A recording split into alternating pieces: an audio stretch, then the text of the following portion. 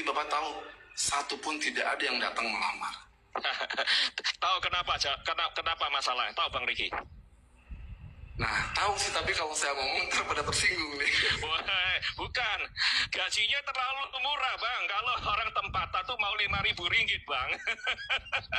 Mau begitu, satu. Kedua, Gara-gara Mr. RI, warga asing tidak lagi diterima kerja ke Malaysia karena Kerajaan Malaysia tidak menerima pekerja manapun untuk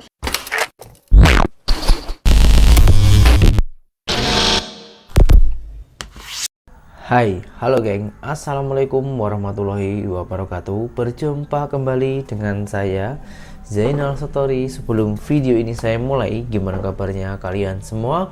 Semoga semua yang menonton video ini baik-baik saja, dimurahkan rezekinya, selalu berpikiran yang positif dan dijauhkan dari mara bahaya oleh Tuhan yang Maha Esa. Ini ada salah satu seorang laki-laki yang bekerja di Malaysia. Kalau tak salah ini menjadi staf KBRI di Kuala Lumpur, Malaysia ya geng. Dia orang ini membuat live kongsi dengan Mr. RI. Tapi Mr. RI-nya ini tak mau menunjukkan muka geng. Dan yang dia orang bahas itu kehidupan ataupun aktivitas warga tempatan Malaysia dibandingkan dengan pekerja migran Indonesia ataupun PMI, bisa dikatakan TKI ataupun TKW ya geng. Kalau kita amati itu seakan-akan macam merendahkan warga tempatan Malaysia, tapi jangan koyak dulu geng, khusus warga tempatan Malaysia jangan koyak dulu. Nah, daripada nanti salah paham, alangkah baiknya kita tengok dulu videonya itu macam mana, nanti baru kita bahas. Oke, 1, 2, dan 3. ya warga negara di sini kan banyak. Terus dia sendiri, sini Pak Riki, saya tunjukkan Pak Riki beberapa surat kabar. Dia kasih ke saya, ada semua surat kabar di Malaysia, sebut aja namanya, itu dia sudah bikin iklan. Diperlukan 1.000 pekerja tempatan. Kemudian saya diambil lagi, suruh ke depan, ada satu billboard gede. Kami memerlukan 1.000 pekerja tempatan. Tapi Bapak tahu, satu pun tidak ada yang datang melamar. Tahu kenapa aja? Kenapa masalahnya? Tahu Bang Riki? Nah, tahu sih, tapi kalau saya ngomong ntar pada tersinggung nih. Wah, bukan. Gajinya terlalu murah, Bang. Kalau orang tempatan tuh mau 5.000 ringgit, Bang. Mau begitu, satu. Kedua, aku pernah, ini aku juga bukan aku ngomong ya. Jadi pemilik perusahaan ini, 1 hari kerja, 3 hari cuti, kemudian alasannya panas lah, nggak ada kursi lah, tidak ada AC lah, nggak bisa kerja ini lah. Kemudian cuti sakit, nanti cuti ibunya sakit, cuti bapaknya sakit, cuti ini. Jadi banyak, tetapi pengen gaji full. Ini bukan saya ngomong ya, Anda boleh cek gitu ya. Majikan yang nonton saya pun pasti tahu lah ini Ya. gak bisa disangka gitu. Kemudian orang Indonesia tuh rajin Pak. Mereka tuh mengejar target. Mereka itu memilih tidak mau dibayar sebagai basic, tetapi mereka mau dibayar dengan kualitas penghasilan bekerja mereka. Kalau di sawit contohnya kan dihitungnya per ton ya, berapa banyak yang mereka bisa petik dan mereka bisa ambil. Kalau ikutkan ke sana itu gajinya mereka bisa sampai 5.000, 6.000 Pak. Gaji saya pun kalah, di honest. Ya. Gitu. Dan ketika warga asing ini bisa mendapatkan sebanyak itu dan menabung, karena kan hidup di hutan, di hutan sawit, tidak ada mall, jadi mereka tuh masak sendiri, jadi sangat-sangat irit. Kemudian mereka bisa ngirim hampir sebagian besar semua gajinya, kemudian membangun rumah yang gede-gede. Kalau di sini tuh rumah artis, di sana rumah TKI itu yang gede-gede, yang Lombok itu ada rasa, iri nih, kenapa warga asing ini kayaknya dibayar gede? Ya karena mereka bekerja lebih rajin gitu. Dan mereka Apakah warga tempatan Malaysia itu iri dengan TKI? Saya rasa tak geng. Gini. Ini mohon maaf ya kalau salah mohon maaf ya. Bukannya saya itu membela salah satu pihak, Tapi karena saya ini orang Indonesia yang pernah bekerja di Malaysia 8 tahun, geng. Saya itu bekerja di Malaysia, jadi otomatis saya pun juga sedikit-sedikit tahu lah ya tentang Malaysia, kehidupan orang tempatan di sana itu macam mana. Gini, kalau kita ngomongin mencari orang yang malas di negara mana pun juga pasti ada yang malas. Kenapa orang Malaysia itu memilih-milih pekerjaan? Sebab yang pertama, di sana itu lowongan pekerjaan ataupun jabatan kosong itu banyak sangat. Jadi kalau lowongan pekerjaannya itu hanya macam di bangunan, siapa yang nak. Sementara rata-rata warga tempatan Malaysia itu sekolahnya tinggi-tinggi, jadi menyesuaikan kemampuan ataupun skill dan juga menyesuaikan antara kemasukan dan pengeluarannya. Nah, kenapa kalau orang Indonesia itu kerjanya rajin-rajin di sana, macam saya dulu ya kerja di sana itu menjadi kuli sawit, pekerja kebun, yang berat-berat itu kita angkat.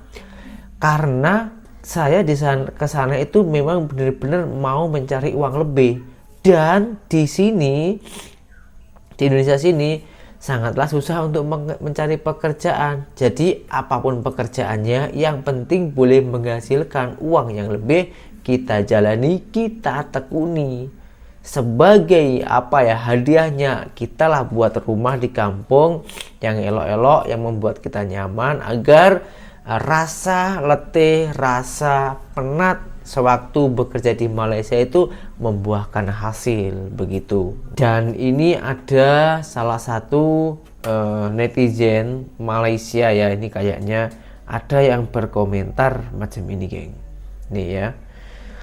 Gara-gara Mr. RI, warga asing tidak lagi diterima kerja ke Malaysia. Karena bilang Mr. RI, rakyat Indonesia tidak perlu kerja di Malaysia. Gaji murah, lebih baik kerja di tempat sendiri. Gaji mahal, Indonesia sudah maju. Jadi warga Indonesia kalau cari pekerjaan harus jumpa Mr. RI. Dia sediakan pekerjaan buat kalian. Oke, saya juga akan menanggapi dia. Saya karena juga orang Indonesia, dan saya sama Mr. RI ini sama-sama di Pulau Jawa, jadi tak seberapa jauh lah ya. Kalau menyediakan lapangan pekerjaan, buktinya mana? Faktanya mana? Saya sendiri itu orang Indonesia, sama-sama di Pulau Jawa kita, Mister. Mana buktinya? Saya juga butuhlah, maulah pekerjaan kalau gajinya itu di atasnya TKI di Malaysia. Karena saya itu selama bekerja di sana itu tak mati dalam 3.000-an ringgit lah dalam 1 bulan. Tapi buktinya mana? Dan apakah ini saat ini tuh Malaysia ditutup untuk pekerja asing? Nah, ini ada salah satu orang Indonesia, orang Aceh tepatnya, dia orang itu mantan bos di Aceh, lebih memilih bekerja di Malaysia dan berjumpa orang Medan. Dia orang itu diwawancarai, ditanya-tanya kenapa bekerja di sini, apa kelebihannya, dan juga gajinya itu berapa di pekerjaan apa. Oke, langsung. Dan kenapa orang Indonesia itu tak boleh saat ini tak boleh bekerja di Malaysia. Semuanya itu diulas oleh dia orang. Oke, langsung kita simak saja videonya, geng. Assalamualaikum bang. Salam. Apa cerita Wak? Beginilah cerita kita, Pak. Iya maksudku, kita kan baru jumpa nih. Ya. Masa nggak ada yang mau diceritakan? Apa yang kau mau tahu? Iya maksudnya, Wak kan udah lama di sini. Enggak lama lah, 5 tahun. 5 tahun. Tidak. Boleh nggak? Aku tahu nama abang asli siapa? Kalau nggak panggilan gitu juga boleh. Panggilan aku di sini Alif. Bang Alif. Wak geng Alif. ALIF. Boleh cerita sedikit kok bisa awal mula menjadi chef di Kuala Lumpur?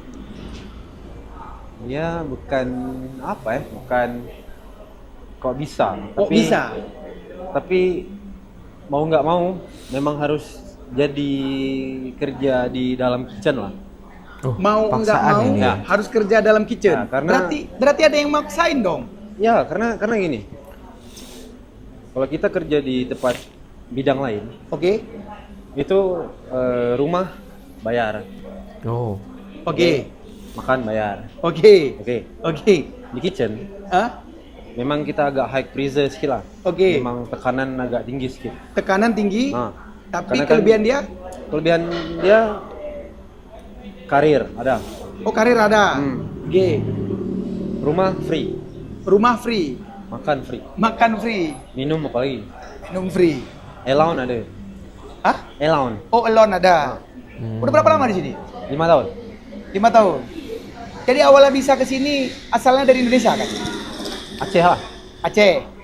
Iya maksudnya bisa ke sini itu memang kondisi ekonomi di sana atau macam mana?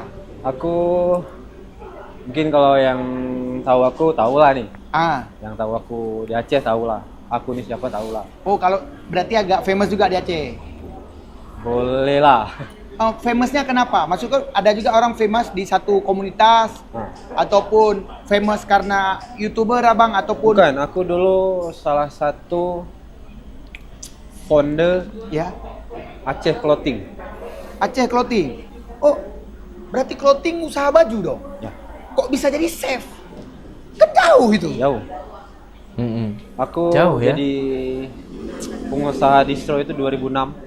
2006, distro 2006. Ya, Anjay, aku 2006 terus aku bangkrut 2016. bangkrut 2016, berarti udah jalan 10 tahun. 2017 pertengahan lah. Oke, Itu 2017 udah morat-marit lah. clothing. Aku ada 2 usaha dulu. Ah. Distro dengan barbershop Oh, distro dengan barbershop. Di Aceh. di Aceh. Tapi sekarang kok bisa ke sini? Kan udah hebat di sana berarti.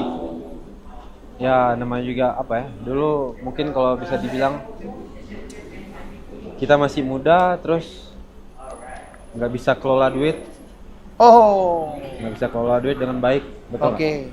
Jadi lebih besar pengeluaran daripada pemasukan. Oke, hancur. Hancur.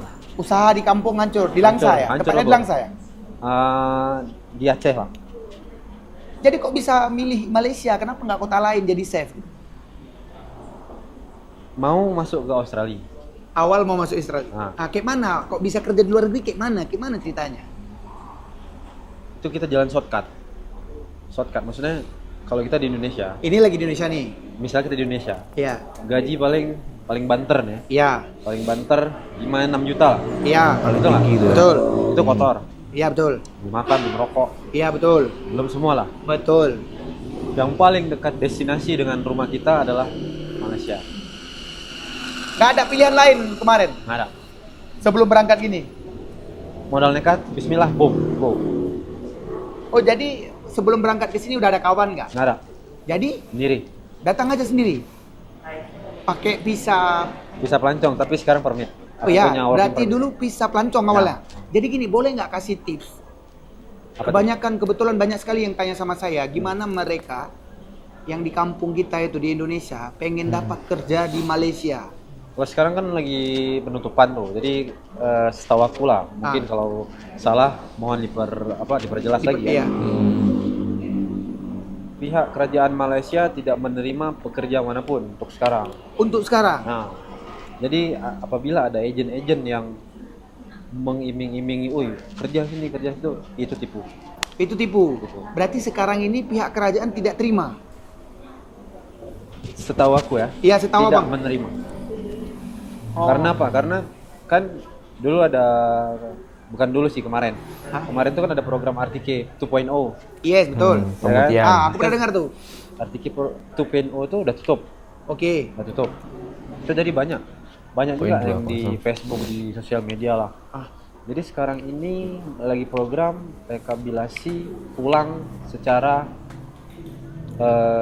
bayar compound. Bayar kompon. Iya Ah. betul. Bangladesh banyak juga. Ya. Iya, oke. Jadi mau overstay 5 tahun, 10 tahun cuma bayar RM500 Iya betul. compound. Nah, Iya. jadi sampai bulan 12. Oke. Nah, setahu aku lah nih, setahu info aku. Iya. Jadi sebelum mungkin program rekapitulasi pulang itu habis, Oke. mereka tidak akan mengambil kuota pekerja. Oh. Setahu aku lah. Jadi sebenarnya kompon ini negara rugi, ya kan? Itu wallahu alam lah. Iya. Itu tak tahu lah kita. Jadi karena dia udah bertahun-tahun nggak bayar apa-apa, cuma bayar 500 ringgit, dia pulang kan? Dia pulang. Oke, Bang, boleh nggak Abang kasih tahu tips Abang bisa dapat kerja dari awal Abang datang pertama sebagai pelancong? Kasih tahu, Bang. Iya, kalau dia yang pertama tuh niat pertama. Ya, Betul. awalnya Abang datang ke sini gimana tuh? Kan Iya. pelancong. Oke. Di kampung corat marut tuh, Iya. ya. Anak sekolah pun udah nggak ada duit. Abang, Ya, serius? serius. Berarti udah berkeluarga kemarin tuh? Udah lah, Oke, terus? nggak ada duit. Untuk sekolah aja nggak ada duit. Bangkrut bangkrut. Abang, Ya. Dulu kalau boleh dibilang 1 bulan aku boleh dapat 800 juta. Gila. masa itu? Abang, Ya. berarti udah enak pegang uang besar dong. Ya. Dah, terus Bang? Jadi aku dapat sale dari baju ya. Hah? Itu 800 juta sebulan. Mungkin kalau di ringgit sekitar 250 ringgit. Iya, betul. Tapi aku lebih ke lifestyle. Oke, hilang duit. Aku beli iPhone baru lah, beli ini, Iya. beli itu, jalan-jalan ke Bali, habis. Habis nggak tahu pikir lagi, Bukan datang lah. habis nggak tahu mau kemana lagi. Biasanya dapat sale misalnya, dapat sale kotor tuh dalam sebulan taruhlah 300 juta. Oke, 200 juta tuh modal kan. oke. Tapi aku beliin sepatu lah. Beli sepatu. Pokoknya untuk lifestyle hilang. Lifestyle. Tapi aku nggak macam-macam, tapi untuk lifestyle ya. Gini. Kalau aku minta tips buat orang-orang yang di Indonesia yang pengen kerja di Indonesia, Abang bisa kasih tips nggak? Oh, sekarang Supaya dapat kerja di sini gitu. sekarang ini kalau kalian pengen kerja di Malaysia Ya, harus ada skill. harus ada skill. Ya. Dulu sebelum aku jadi chef, koki lah. Oke. Ya, aku kerja cuci piring. Oh, jadi pertama awal datang bersih piring dulu, nggak langsung jadi chef. Mana boleh? Boleh dong cerita dari awal Abang sampai sekarang. Nggak bisa. Pertama kerjanya apa gitu? Ya pertama masuk. Pertama masuk Malaysia nih. Pokoknya pertama masuk tuh aku kerja jadi marketing di Bukit Bintang. Bukit Bintang. Yang apa? Yang banyak handphone tuh apa? Sebelah.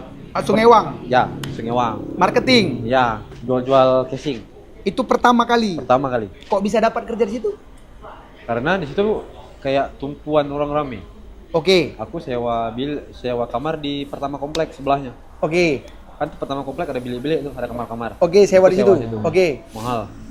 Oke. 1 bulan tuh 700 ringgit. 700 ringgit, oke. Sekitar 2,5 juta. Oke. Kosong. Nggak ada Oke, apa-apa. sendiri nih. Sendiri. Oke, Aku memang sendiri. pertama datang ya. Nah, Habis itu cara dapat supaya akhirnya bisa dapat kerja di situ tuh jalan kaki, cari-cari gitu. cari. Oh, tanya kerja. Ya. Jadi bukan mau ngomong, Ibaratnya ngelamar kerja dong. ya bukan kita mau ngomong aku nih champion hebat, bukan. Cuma Ah. kalau mental tempe jangan masuk sini. Oke, sekarang udah jadi chef lah. Bla bla bla perjalanan udah jadi chef. Sebenarnya bukan chef. Kalau chef tuh udah terlalu hebat lah kan. Cuma bisa lah. Bisa. Dah, berarti udah 5 tahun. 5 tahun di sini. Boleh tahu Bang, selama Abang 5 tahun kerja di Malaysia, apa pencapaian Abang? Aku pernah dapat gaji yang mungkin kalau orang dengar pun, wih gila nih. Ah, Ya. 8.000 sebulan. Wah, untuk saat ini? Sekarang nggak.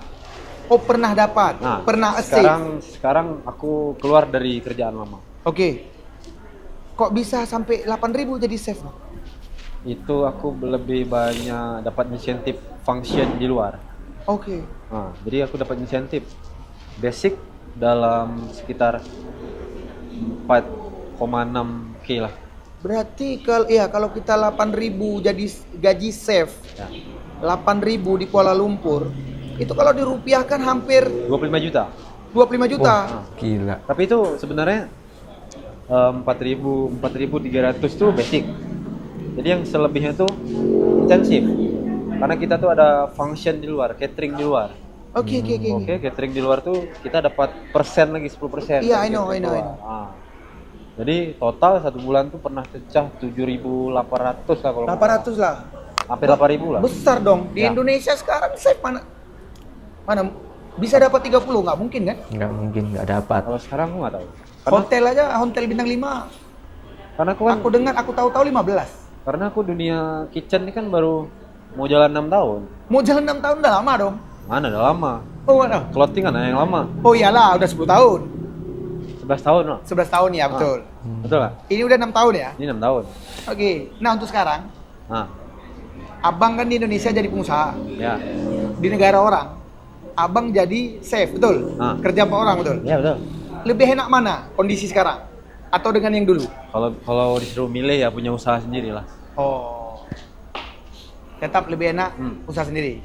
Ya. Macam itu lagi yang cerita orang Indonesia dari Aceh ya yang bekerja ke Malaysia ya. Pemutihan itu membayar compound, apa yang sudah dijelaskan tadi ya. Nah, karena juga banyak yang bertanya, orang-orang Indonesia yang bertanya kepada saya, dia sangka itu saya masih ada di Malaysia, dan apakah, dan pertanyaan-pertanyaan itu macam ini, apakah saat ini Indonesia ataupun orang Indonesia itu masih boleh bekerja ke Malaysia. Dan ada juga yang cakap saya di PT ataupun di agensi itu sudah lama tapi belum berangkat-berangkat. Nah, alasannya yaitu geng, bukan karena salah agennya, tapi memang dari kerajaan Malaysia itu ditutup untuk sementara. Tujuannya untuk memulangkan para pendatang-pendatang haram atau pati ya geng, pendatang asing tanpa izin yang di dalam Malaysia, karena ini boleh merugikan kerajaan Malaysia berpuluh-puluh tahun bekerja di negara orang, lalu pemerintahan atau negara itu tak dapat apa-apa. Jadi menurut saya ya, kalau orang itu bekerja ke luar negeri seperti itu di Malaysia, tetap ikutilah aturan yang ada. Dokumen itu tak mahal kok geng, betul. Saya di perkebunan saja itu setiap tahunnya bayarnya hanya 900 ringgit Malaysia dalam 1 tahun geng. Sementara 9 ringgit Malaysia itu kalau kita cari ataupun kerja betul-betul ya, itu 3-4 hari sudah dapat geng. Begitu mudahnya di Malaysia. Dan ini juga salah satunya kenapa orang Indonesia itu banyak yang bekerja ke Malaysia. Karena Malaysia itu negara yang termudah dan termurah bagi para PMI. Yang negara mana lagi yang biayanya hanya yang tak sampai 10 juta, tak sampai 20 juta boleh masuk ke negara luar. Dan dari segi bahasa, adat itu pun juga sama dengan Indonesia. Jadi kesimpulannya buat para netizen ya yang pergi ke Malaysia sementara ini sedang ditutup sementara, bukan berarti tutup terus. Nanti kalau atau masalah-masalah yang ada di Malaysia tentang pati itu sudah selesai, insya Allah juga akan dibuka lagi. Dengan semua video yang saya tayangkan ini, apa pendapat korang, apa pandangan korang, silahkan tulis di kolom komentar, dan berjumpa kembali di video saya yang selanjutnya. Saya Zainal Story, seorang mantan TKI Malaysia. Salam TKI sukses. Assalamualaikum warahmatullahi wabarakatuh. Bye bye.